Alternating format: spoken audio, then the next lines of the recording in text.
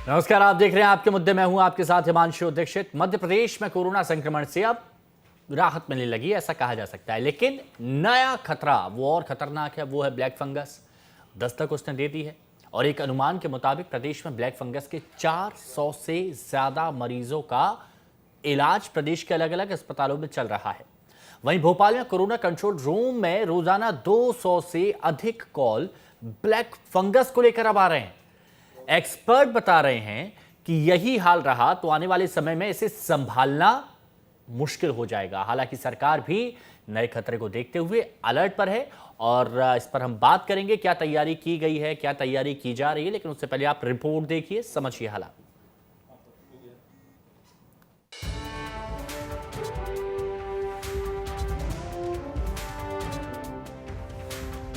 मध्य प्रदेश में कोरोना से राहत की खबर मिलने लगी है। राहत की खबर के बीच खतरे की नई घंटी भी बजने लगी है। प्रदेश में ब्लैक फंगस के मरीजों का तेजी से मिलना एक नए खतरे की दस्तक है। इसके खतरे को इससे भी समझा जा सकता है कि भोपाल में कोरोना कंट्रोल रूम में रोजाना कॉल आ रहे हैं। 200 कॉल ब्लैक फंगस से संबंधित आ रही है। जानकारी के मुताबिक भोपाल में ब्लैक फंगस के 80 के करीब केस मिल चुके हैं। भोपाल में भर्ती मरीजों में से 22 को एक आंख से दिखना बंद हो गया है। मध्य प्रदेश में 400 से अधिक ब्लैक फंगस के मरीज हैं। एक्सपर्ट्स की माने तो ब्लैक फंगस का खतरा कोरोना के उन मरीजों में ज्यादा होने की संभावना है। ऐसे कोरोना मरीज जो डायबिटीज से पीड़ित हैं, कोरोना के इलाज के दौरान भारी मात्रा में स्टेरॉइड ले चुके हैं। मरीजों में इम्यून सिस्टम कमजोर होने पर ब्लैक फंगस का खतरा होता है। सिर में दर्द होगा या आंखों के पीछे दर्द होगा या नाक के बगल में दर्द होगा और पेशेंट्स का सूजन आ जाएगी चेहरे पे और कलर डिस्कलरेशन हो जाएगा। चेहरे का जो रंग है वो थोड़ा डिस्कलरेशन हो जाता है और स्वेलिंग आ जाती है और बहुत तेज दर्द होता है।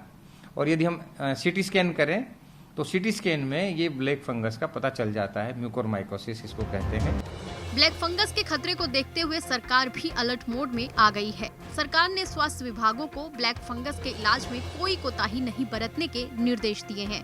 अस्पतालों में ब्लैक फंगस के मरीजों के लिए अलग वार्ड बनाए गए हैं। ब्लैक फंगस के बढ़ते मरीजों को देखते हुए सरकार ने तय किया है कि प्राथमिक स्तर पर जांच के लिए शिविर लगाए जाएंगे। इसके लिए नेजल एंडोस्कोपी, इंजेक्शन, दवाएं उपलब्ध कराएंगे।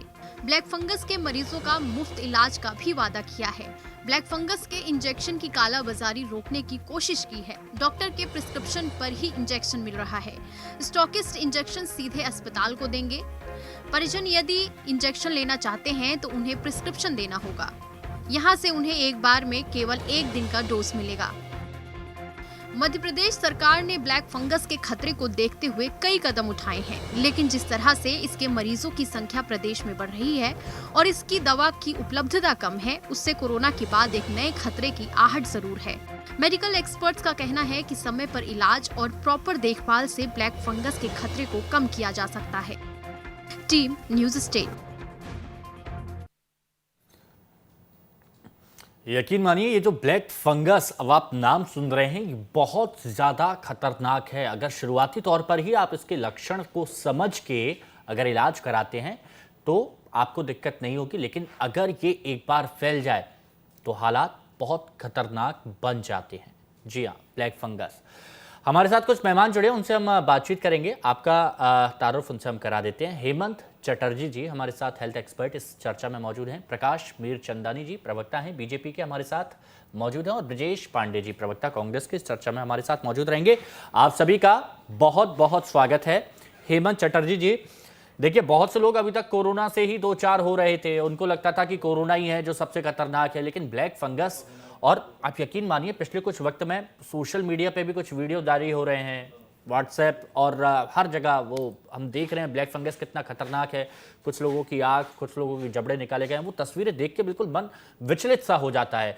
तो इस ब्लैक फंगस की गंभीरता को मैं चाहता हूं एक बार आप दर्शकों तक पहुंचा दें। देखिए, इस ब्लैक फंगस का आना हम मेडिकल फ्रेटर्निटी के लिए फिर से एक बहुत बड़ा चैलेंज है। हाँ। जैसा कि हम देख रहे हैं कि कोरोना से पीड़ित मरीजों को ये बीमारी आ रही है और इसका फैलाव इतनी जल्दी होता है कि इसकी सबसे पहली सूचना से ही इसके बारे में अलर्ट होना सबसे ज़्यादा इम्पोर्टेंट रह जाएगा।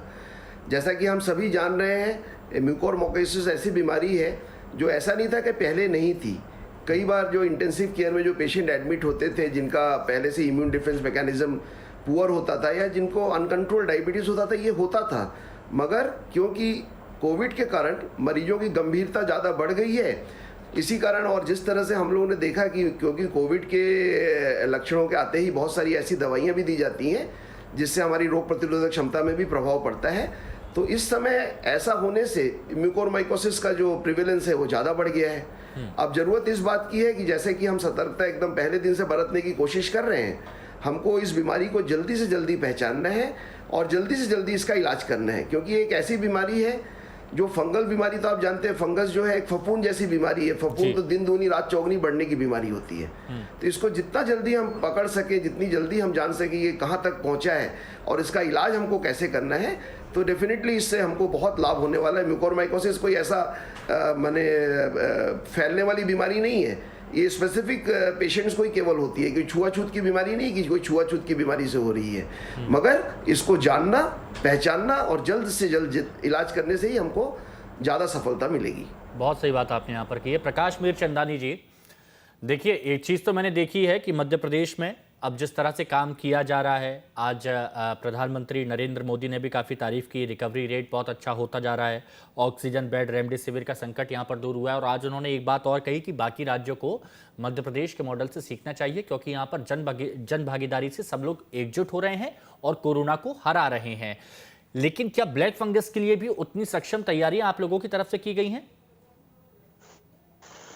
देखिए हिमांशु जी सर्वविदित है और सबको पता है, आपकी मीडिया के माध्यम से प्रदेश की पूरी जनता को ब्लैक फंगस का जो काली जो है फफूंद है, इस बीमारी के विषय में माननीय मुख्यमंत्री जी ने सारी जगह पर अलर्ट करने के लिए कहा है, तमाम जगह इनके उपचार के लिए अलग से वार्ड बनाने के लिए कहा है और इसको जितनी जल्दी इसको पहचान कर सकते हैं इस दृष्टिगत तमाम टीमें भी गठित की हैं और उसका इलाज जल्दी से जल्दी शीघ्र हो, ताकि किसी का अंग विच्छेद न हो, किसी का अंग भंग न हो।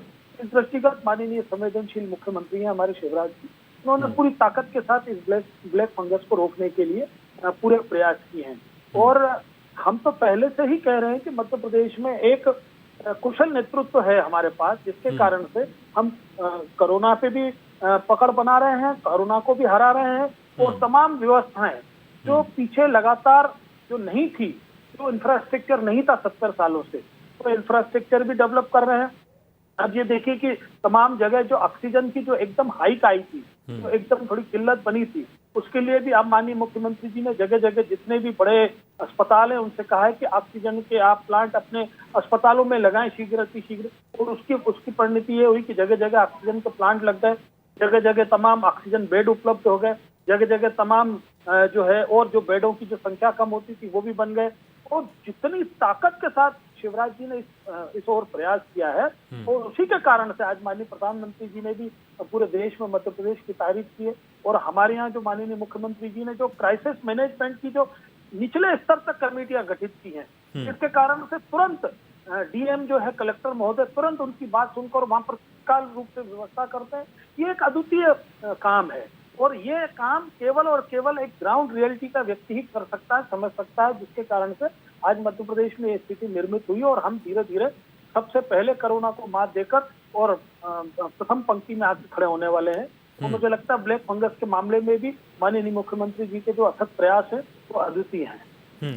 ब्रजेश पांडे जी, देखिए आज प्रधानमंत्री नरेंद्र मोदी ने भी ये बात की है कि मध्य प्रदेश में जिस तरह से चाहे वो पक्ष हो, विपक्ष हो, आम जन हो, समाज सेवी हैं, सब लोग एकजुट हुए हैं और यहाँ पर बहुत अच्छे परिणाम निकल के सामने आ रहे हैं। कोरोना यहाँ पर हारता हुआ नजर आ रहा है।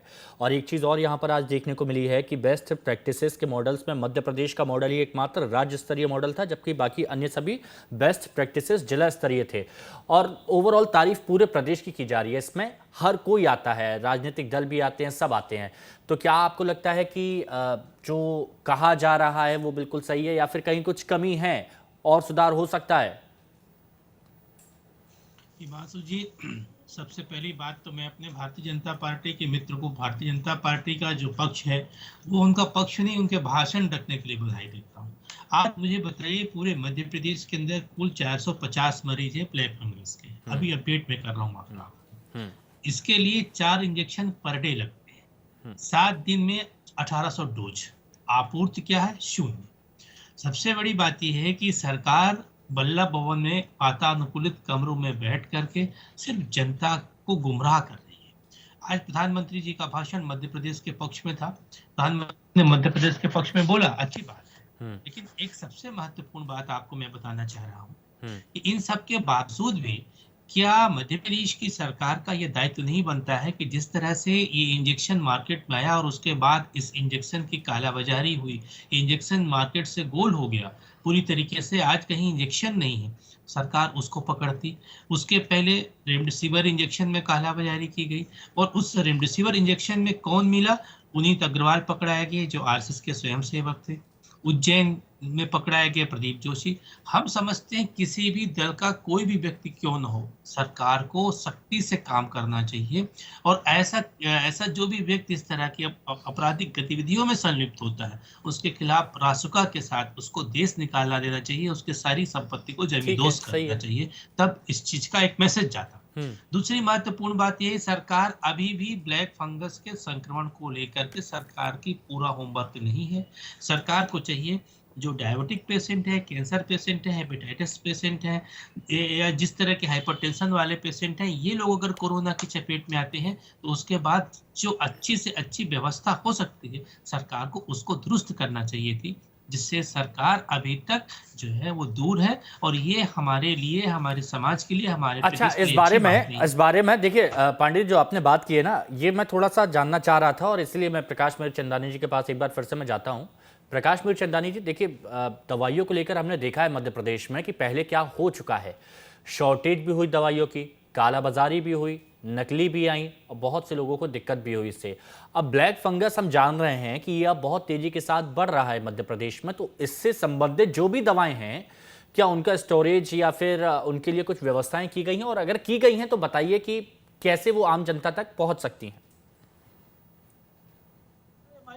ब्लैक फंगस की जो तमाम दवाइयां हैं वो ऐसी दवाइयां हैं कि जिसका कोई ब्लैक मार्केटिंग या कोई स्टोरेज करके किसी को कोई लाभ होने वाला नहीं है। ये ब्लैक फंगस कोई संक्रमण वाली जो फैलने वाली बीमारी नहीं है, ये तो व्यक्ति को उसको होगी जो बहुत लंबे समय तक आईसीयू में रहा होगा या वो लंबे समय तक बीमार रहा होगा, उसके कारण से कोई अंदर ही अंदर उसको साइड इफेक्ट हो जाता है जिसके कारण से उसको अंदर इन्फेक्शन होता है और इन्फेक्शन के कारण से ब्लैक फंगस होता है। तो और ये जो दवाइयां हैं तमाम सारी अस्पतालों में उपलब्ध है और वो बिना कोई भी व्यक्ति बिना डॉक्टर के प्रिस्क्राइब किए हुए या उसकी बिना जांच के कोई भी व्यक्ति स्वतः ही नहीं लगा सकता। रेमडेसिविर इंजेक्शन के मामले में जो लोगों को ये लगता था कि डॉक्टर ने लिखा नहीं, उसके बाद भी लोग स्टोर करके रख ले रहे थे कि अगले हफ्ते में अगर जैसे ये बढ़ जाएगा, फेफड़ों में संक्रमण बढ़ जाएगा तो हम इंजेक्शन लगवा के फेफड़ों के संक्रमण को कंट्रोल कर लेंगे। ब्लैक फंगस में ऐसी कहीं कोई स्थिति नहीं है। ये मिथ्या आरोप है विपक्ष का, केवल और केवल सरकार के खिलाफ बात करना है। एक अच्छे लोग जो अच्छी सरकार है, अच्छा काम कर रही है, उसके लिए केवल और केवल आरोप लगा रहे हैं, इससे ज्यादा कुछ नहीं है। और जो रेमडेसिविर इंजेक्शन, ये जो तमाम जो लोग थे जिन्होंने भी कालाबाजारी की, तो मध्य प्रदेश पहला राज्य है जिन्होंने सीधे रासुका लगाई है, एनएसए के तहत कार्रवाई की है और वो सारे के सारे लोग बिल्कुल नहीं पक्षे जा रहे हैं। तो चाहे कितने ही बड़े रसूखदार हो, कितने ही बड़े नेता हो, कितने ही बड़े कांग्रेस पार्टी के पदाधिकारी रहे हो, जितने भी लोग जो पकड़ाई में आ रहे हैं उन सब के ऊपर एक समान कार्रवाई होकर उनके ऊपर रासुका लगाई जा रही है। और बड़े बड़े जो लोग थे उसमें वो सारे के सारे आज सीटों के पीछे कानून अपना उसमें काम कर रहा है। केवल एक अच्छी सरकार जो पूरी महामारी पर कंट्रोल कर रही है उसको अप्रिशिएट करने की बजाय या उसका साथ देने की बजाय ये कह रहे हैं कि हम भाषणबाजी कर रहे हैं। तो ये तो एक फ्रस्ट्रेशन है कि एक सरकार अच्छा काम कैसे कर रही है, क्योंकि इन लोगों ने तो कभी जीवन में अच्छे काम किए नहीं। इन लोगों ने तो कभी भी किसी के लिए कोई इंफ्रास्ट्रक्चर तैयार नहीं किया और कभी भी कोई लगातार इतनी इमरजेंसी में तत्काल सुविधाएं नहीं जुटाई। तो ये केवल इनका फ्रस्ट्रेशन है और कुछ नहीं है। और ब्लैक फंगस की पर्याप्त मात्रा में माननीय मुख्यमंत्री जी ने इंस्ट्रक्शन दिए हैं, तमाम पर्याप्त मात्रा में दवाइयां उपलब्ध सारे अस्पतालों में करा दी गई हैं और कहीं भी किसी को कहीं कोई दिक्कत नहीं होगी। जैसे डायग्नोसिस हो जाएगा जहाँ अमुक व्यक्ति को ब्लैक फंगस है, उसके तहत उसका इलाज होना शुरू हो जाएगा। ये अच्छी बात है। तमाम सारे बड़े-बड़े अस्पतालों में अलग से प्रकाश जी, वैसे एक अपील तो मेरी भी आपसे रहेगी, आज सेपरेट वार्ड बनाएंगे। प्रकाश जी, एक अपील तो मेरी भी आपसे रहेगी, जैसे आज एक खबर आई और वो मुझे को बड़ी अच्छी लगी, सुकून देने वाली खबर लगी कि 3 दिन की पुलिस रिमांड मिल गई है। जो मोगा, जो मुख्य आरोपित जो बताया जा रहा था रेमडेसिविर की कालाबाजारी करने के मामले में, नकली दवाइयों के मामले में, तो ऐसे लोगों पर तो कड़ी कार्रवाई हो, ये तो मैं भी चाहता हूँ। बात ऊपर तक पहुँचाइएगा, बहुत अच्छा है।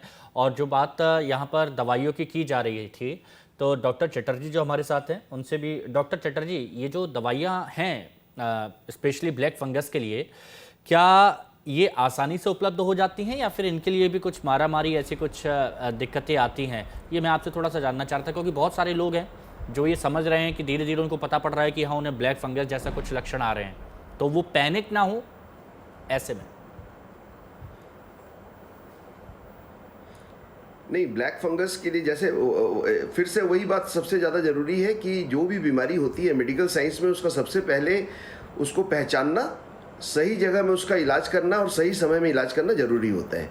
हम जैसा कि जानते हैं कि ब्लैक फंगस को अगर हम प्रारंभिक अवस्था में अगर उसकी जानकारी मिल जाती है, तो ज़रूरी ये है, मरीजों के लिए ये होना चाहिए कि जो पेशेंट्स को डायबिटीज़ है, जिनका इम्यूनोसप्रेसेंट ड्रग्स चला है, ज़्यादा दिन तक अस्पताल में एडमिट थे, वो डॉक्टरों की सलाह पे पीरियोडिकली अपना चेकअप कराएं डॉक्टरों के पास जाके। जो आपको दवाई दी गई है उसका अगर आपने दुरुपयोग किया है तभी उसका साइड इफ़ेक्ट होता है। स्टेरॉइड के लिए हम लोग बोलते हैं कि जब उसका ज़्यादा आपने उपयोग किया तो उसका साइड इफ़ेक्ट के कारण ऐसा हुआ है।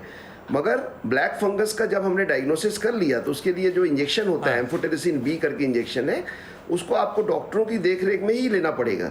और वो दवाई क्योंकि बहुत ज़्यादा प्रचलित नहीं थी, क्योंकि म्यूकोरमाइकोसिस का बहुत ही कम प्रिवेलेंस था सोसाइटी में, तो लोगों को उसके बारे में ज़्यादा मालूम नहीं है, तो दवाइयाँ तो डेफिनेटली सबसे ज़्यादा असरकारी है जो एम्फोटेरिसिन बी है। मगर उसके लिए अभी तक तो ऐसा, मगर सरकार को जरूर ये कदम उठाना चाहिए कि उस दवाई के ऊपर विजिलेंस इमीडिएटली ले लें कि उस दवाई का किसी तरह से दुरुपयोग ना हो और किसी तरह की उसकी कमी ना आने पाए, क्योंकि वो दवाई एकमात्र ऐसी दवाई है जिसका ब्लैक फंगस में उपयोग किया जाएगा।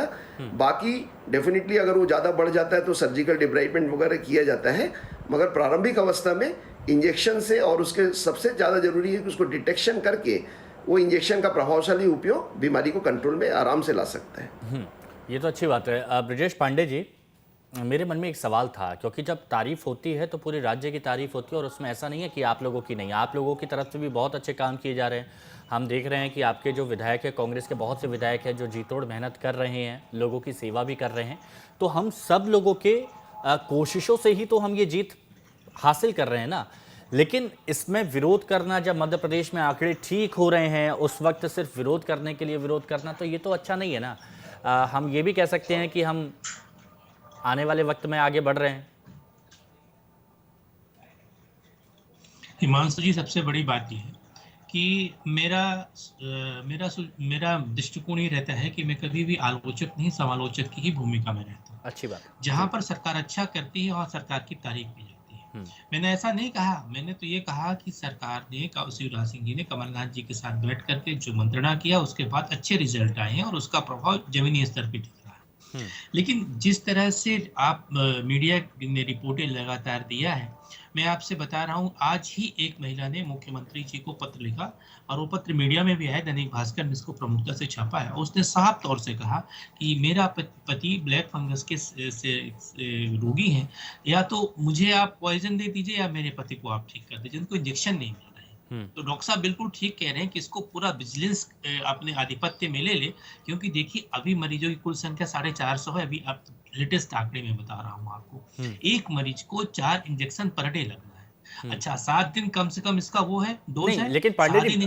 सरकार की तरफ से ये कहा जा रहा है कि जो स्टॉकिस्ट हैं वो अस्पताल को देंगे और अस्पताल ही इंजेक्शन लगाएंगे, क्योंकि ये ऐसा नहीं है कि घर पे बैठ। हाँ, बहुत अच्छी बात है मानस, यही मैं आपसे कह रहा हूँ कि शुरुआत में जैसे ब्लैक फंगस का पहला केस जब पकड़ में आया इंदौर में, भोपाल में, तो उस समय डॉक्टरों ने सरकार को कहा कि ब्लैक फंगस ये डायबिटिक पेशेंटों को ज्यादा हो रहा है। इंजेक्शन मार्केट में सरकार ने इंजेक्शन अस्पतालों को दिया, इंजेक्शन अस्पताल से लापता हो गए, रेमडेसिविर इंजेक्शन की तरह। वही मैं कह रहा हूँ कि सरकार को चाक चौबंद होना पड़ेगा। हमारी प्रदेश के अंदर जो भी उपलब्धि होगी उसका अच्छी चीजें सरकार को मिलती है। और जिस तरह से डॉक्टर ने, जिस तरह से कोरोना वॉरियर्स ने पूरी मेहनत किया, उसके लिए वो बधाई के पात्र हैं। लेकिन जो परिस्थितियां मध्य प्रदेश में है उसका ग्राउंड जीरो की रिपोर्ट कुछ और है, अब ऊपरी रिपोर्ट कुछ और है, बल्लभ भवन की रिपोर्टें कुछ और कहती है, ग्राउंड जीरो की रिपोर्ट। अच्छा, मतलब आंकड़ों में हेरा फेरी। ये प्रकाश मीरचंदानी जी इसका जवाब दे दीजिए कि दिखता कुछ और है और असल में कुछ और है। देखिए हिमांशु जी, अब हम इनसे क्या बोल सकते हैं? मैंने बार बार कहा कि ये ब्लैक फंगस ऐसी बीमारी है जो फैलती नहीं है एक दूसरे से। तो ये किसी भी व्यक्ति को स्टोर करके अपने पास इंजेक्शन रखना, वो उसका उपयोग का ही नहीं है। जब तक डॉक्टर डायग्नोसिस नहीं कर देगा, उसका टेस्ट करके ये नहीं बता देगा कि उसको ब्लैक फंगस है या नहीं, तब तक उस इंजेक्शन की उपयोगिता कैसे होगी? आपको पता कैसे चलेगा कि आपको ब्लैक फंगस हुआ है? जब आपको कोई रिपोर्ट आ जाएगी, जब आपका रिपोर्ट के बाद वो डॉक्टर उस रिपोर्ट को देख लेंगे, उसके बाद बताएंगे कि आपको ब्लैक फंगस हुआ है। ये केवल और केवल कल्पनाओं के आधार पर आरोप प्रत्यारोप करना कि कालाबाजारी हो जाएगी, ऐसे कैसे हो जाएगी भाई? इतनी सजग सरकार है और तमाम लोगों के ऊपर, जिनके ऊपर रेमडेसिविर इंजेक्शन की कालाबाजारी करने पर जो कार्रवाई हो रही है, तो वो आंकड़े भी तो अखबार में, मीडिया में रोज आ रहे हैं। प्रकाश उनको तो मिरचंदानी जी, लोग ये नहीं बार देख बार के बोल सवाल रहे हैं। इसलिए उठ जाते हैं क्योंकि आज भी वो खबर निकल के सामने आई है, उसे मैं आपके सामने रखना चाहता हूं क्योंकि आपको पहले से ही पता होगा कि बहुत सारे फैसले सरकार ले रही है, अच्छे फैसले ले रही है, लेकिन सरकार के फैसले वो माने नहीं जा रहे हैं। अस्पतालों में हालत ऐसी है जैसे आज हाईकोर्ट की तरफ से ये कहा गया है कि अस्पतालों द्वारा जो लूट की जा रही है उससे आप लोगों से जवाब भी मांगा गया है। सरकार से हाईकोर्ट ने जवाब मांगा है। अधिकतम दाम तय करने या फिर इलाज की दरें तय करने के भी निर्देश ये दिए गए हैं और हाईकोर्ट भी संज्ञान ले रहा है। अब चिरायु अस्पताल का मामला सामने आया है प्रकाश जी। आज ज्योतिरादित्य सिंधिया के हस्तक्षेप के बाद तब 2 लाख रुपए वापस किए, वरना तो पैसे ले लिए थे ना। देखिए हिमांशु जी, आज आप लोगों की जो ताकत है, मीडिया की, चाहे सोशल मीडिया की जो ताकत है, वो अपने आप में बहुत बड़ी ताकत, उसको कोई झुठला नहीं सकता, कोई डिनाई नहीं कर सकता। चाहे चिरायु मेडिकल अस्पताल का जो विषय आया है, ये सोशल मीडिया के माध्यम से उठा, मैंने भी देखा, मैंने भी अपने स्तर पे अपने जहां बात करनी थी वहां बात की, उस पर तमाम तुरंत संज्ञान निकला। सरकार ने ही वो जो उनको जो आयुष्मान कार्ड के तहत जो इनलिस्ट किया गया हुआ था, कौन सी तारीख को वो आदेश सरकार की तरफ से बाहर निकल के आया और तमाम सोशल मीडिया पर डाल दिया गया और उनको आयुष्मान कार्ड के जो सीईओ हैं, उन्होंने तत्काल नोटिस जारी किया कि आप इस तरीके से कैसे कर सकते हैं, आप कैसे ये कर सकते हैं। नहीं, वो कार्रवाई भी हुई। मैं ये कह रहा था, कार्रवाई होकर एंड नहीं हुआ है। प्रकाश मिरचंदानी जी, मैं ये कहना चाह रहा था कि हर कोई सोशल मीडिया पर इतना एक्टिव नहीं रहता है। जब उनके मरीज इतने गंभीर होते हैं तो वो पैसे दे देते हैं। अब हर किसी की पहचान सिंधिया तक से तो होती नहीं है ना कि सिंधिया जी इंटरप्ट करेंगे, कार्रवाई करेंगे आप। हाँ, देखिए हिमांशु जी, ये एक साधारण व्यक्ति, देखिए ज्योतिर महाराज ने तो अभी बाद में उनमें इंटरवीन किया और उन्होंने महाराज तक तो बाद में बात की, लेकिन पहले ये सारी बातें सरकार के संज्ञान में आ गई। माननीय मुख्यमंत्री जी ने उस पर बयान दिया। दूसरा मामला है, आज दूसरा मामला आया है, कार्रवाई करना ही पड़ेगा। हाँ, दूसरा मामला आया ना, उसकी कोई दिक्कत नहीं, उसके लिए भी उनको इंस्ट्रक्शन दे दिए गए। नहीं, लेकिन एक के बाद एक आ रहे हैं तो ये सवाल तो बनता है ना, चिरायु अस्पताल से क्यों ऐसा किया जा रहा है? देखिए मेरी बात सुन लीजिए, मैं पर्टिकुलर किसी अस्पताल के विषय में बात नहीं करना चाहता। मैं कह रहा हूं कि कोई भी अस्पताल वाला, सरकार ने सारी दरें तय की हुई है और उसको तमाम मीडिया के माध्यम से लोगों के पास सर्कुलेट कर दी गई है। सब तमाम अस्पतालों को भेज दी भी गई है तमाम रेट दरें। पांडे जी कुछ कहना चाह रहे हैं, वो सारी दे दी गई है। उसके बाद कोई व्यक्ति गड़बड़ करता है तो उस पर कार्रवाई भी होगी। हिमांशु जी, आप जैसे प्रखर पत्रकार एंकर के सामने बैठ करके प्रकाश मिरचंदानी ये लगातार झूठ बोल रहे हैं। शायद यही बताना चाह रहे हैं, या तो ये सोशल मीडिया के टच में नहीं रहते या फिर सरकारी आंकड़ों को नहीं मानते या किसी बात को सरकार को ये मानने को तैयार नहीं है। आज सिंधिया जी को इंटरफेयर करना पड़ा। चिरायु अस्पताल किसी भी आयुष्मान कार्ड धारकों को अपने यहाँ भर्ती नहीं कर रहा और मुख्यमंत्री के आदेश को रद्दी की टोकरी में फेंक रहा है। मध्य प्रदेश की हाई कोर्ट ने जब इस पर डायरेक्टिव दिया और सरकार से कड़ाई से पूछा, हम तो शुक्रगुजार हैं हाई कोर्ट का और माननीय सुप्रीम कोर्ट का कि इनके कड़े दिशा निर्देश के बाद जा करके इनकी आंखें खुली और अब ये सक्रिय मूड में आए। लेकिन सबसे बड़ी बात यह है 19 मई को सरकार जवाब दे देगी हाईकोर्ट को। जी, 19 मई तक सरकार जवाब दे देगी हाईकोर्ट को।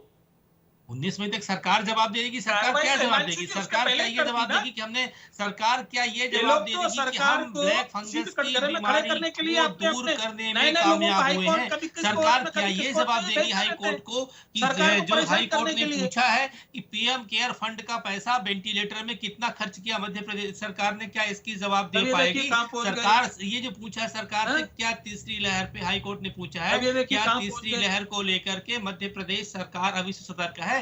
क्योंकि आपका ये झूठ इस बार नहीं चलने वाला है कि हम कोरोना की दूसरी वेव के लिए तैयार नहीं थे। पूरा 1 साल का आपके पास समय था।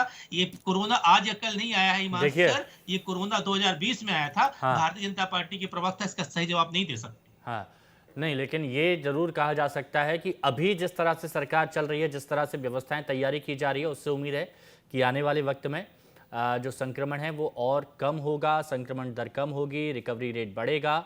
और तीसरी, हमारी तारीफ तो करने की सब बजाय लोगों की कि भी अपने इच्छा, कमलनाथ जी हम का सब भी तो लोगों ये की भी देख ले, इच्छा है, जब इनके हर पास सरकार भारतीयों थी की 15 इच्छा है, महीने की। हिमांशु नहीं साहब। देखिए, क्या मेरी हालत आप लोगों है से इस बस बात अपनी की? यही है, देखिए है प्रकाश कि वीर कोरोना चंदानी जी, पूरी तरह से देश से देखिए समाप्त हो आप भी जाए। बहुत अच्छे लेकिन तरीके से ये अपनी बात रखते हैं responsibility और सरकार पांडे की जी है, भी बहुत system अच्छे को तरीके ठीक से करना अपनी बात रखते हैं। और ये हम सभी लोग जानते हैं कि कोरोना से तभी लड़ पाएंगे जब मिलके लड़ेंगे। अकेले अकेले लड़के एक दूसरे पर आरोप करके हम लोग आगे नहीं बढ़ पाएंगे। तो बहुत शुक्रिया। फिलहाल देखिए वक्त की कमी है, मेरे को ब्रेक लगाना होगा यहाँ पर। बहुत शुक्रिया आप सभी का हमारे साथ जुड़ने के लिए, इस चर्चा में शामिल होने के लिए। यहाँ वक्त है एक छोटे से ब्रेक का।